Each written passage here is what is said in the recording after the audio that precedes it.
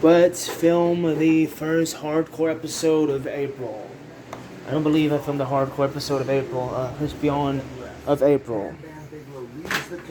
I'm watching Bam Bam episode here. Let's turn that light on so I can film. I mean, I could turn the lights on over there, but this is just much easier to do with the light on.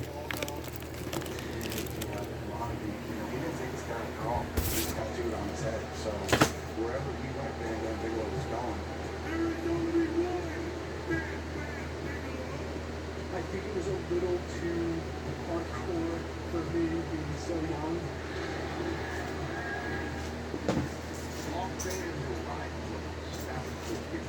We were renegades, but damn it, we the fans, we're renegades too. From fit to finish, those shows were chaos. So I remember this crowd is the mosh pit, and this dude is drunk as a skunk, comes down, face punches me, trust me, right, and figure out everybody was old. You guys are good buddies, grown man, and it's that type of like, really, you can't catch your breath. So I remember going backstage, and I don't even think I told my father anything. He just like saw it. He was like, what happened? And I'm like, I don't know, this guy punched me or punched me. The gentleman who did that was escorted to the back for a conversation. I witnessed this quasi-conversation. I'll never forget it. And all you hear is, so you want your kids? And you know that like, this dude is getting the life smacked out of him. Ding, ding, ding!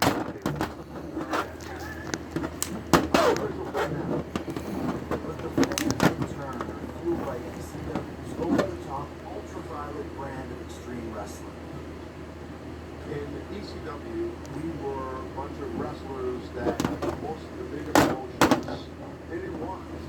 And we were like the land of misfit toys. And incorporated a lot of new stuff in a revolutionary way. I mean, you had to be tough to be in our company. And Big Will was a very tough guy, legitimate guy. And he really started to come to his own amongst what we were doing. The stuff that these guys were doing, jumping off the rafters, the tables, throwing the big hands, it's just hardcore together. 1, 2, What happens in that ring is built on trust.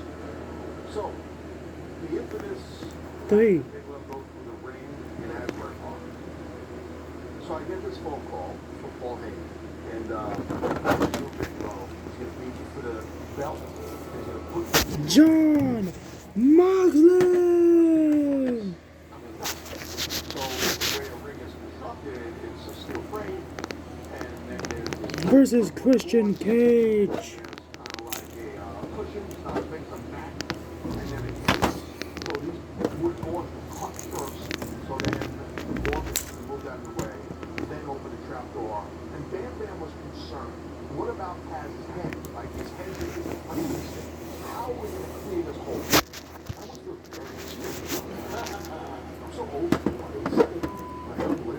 So basically, we fought. We're outside the ring for quite some time fighting until we get the signal that this door is open. So if you watch closely, when I have the choke, I'm really pulling it back all the way up, right? So it's happening first. Then he puts his hand on the top rope. Under his hand is a little piece of white tape. That white tape was the measurement to clear my head. We had that crash, man, hard as hell. When we had the gold cells. 1, 2, 3. Oh no! 1, 2, 3. And we were laughing because the place was rumbling. We waited for people to put down the teeny bit, and then once they saw them come out first, we knew the pop would be loud, but I don't know if it was even that loud. I mean, it was just, I'll never forget it for a little.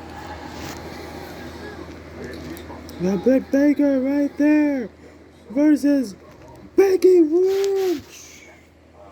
You know, she still hasn't debuted anywhere, even though she hasn't been with WWE for almost 2 years now. Well, actually, now it would be 2 years now since she left. I get it. She's just being off being a mother, but it's like she hasn't debuted in any company.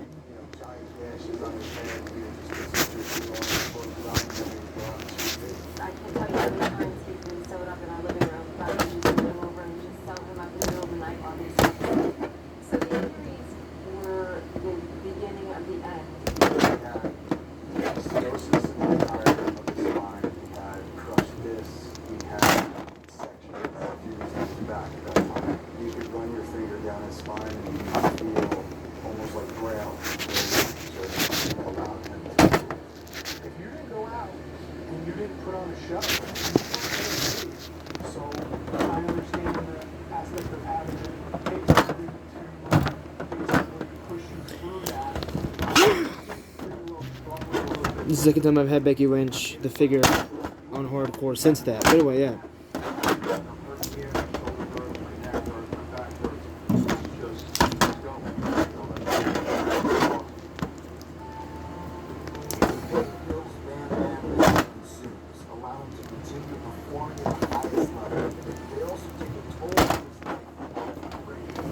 He was never aggressive. 1, 2, 3. Angry. He would at times be very coherent and at times be very incoherent. And he would, you were just crazy. And Whoa, dog. you know what I had to do to be in the business? It was a doctor, an MD, who made a lot of money. Versus And for one disease. And the one, the only Hill, John Cena.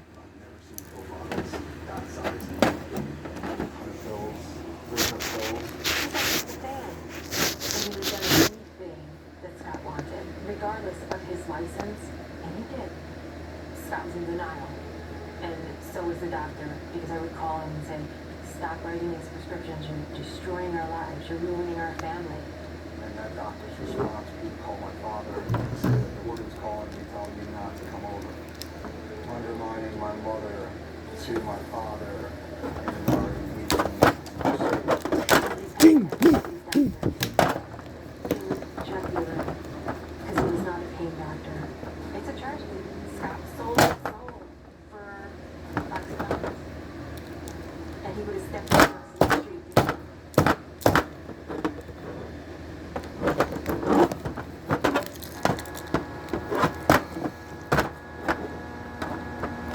pretty every restaurant or pizza place is always a staple in my father's picture was on the wall.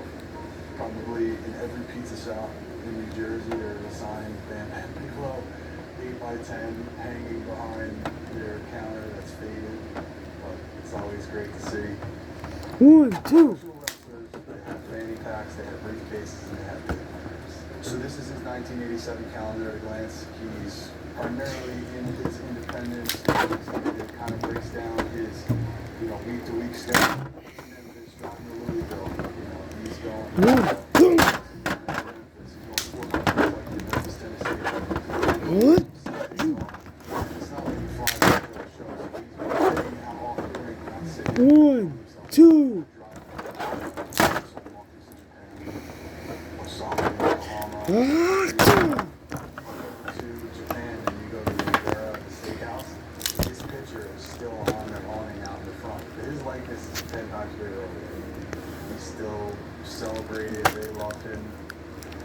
He couldn't get a passport, so he had to get work visa anytime he wanted to go there.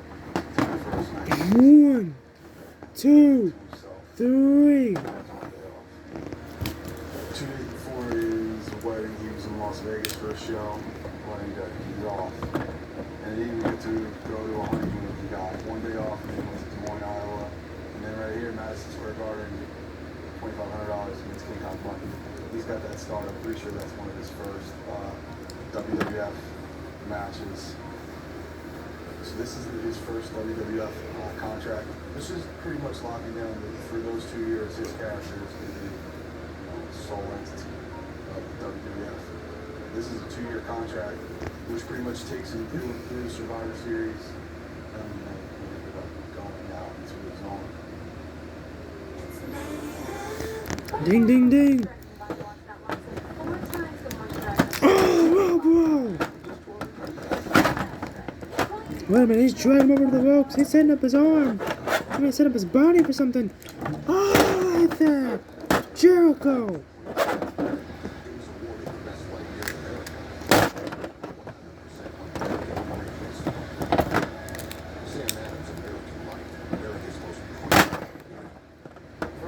Did you guys hear that Mick Foley got in a clash and he was just standing next to it by himself? That's crazy.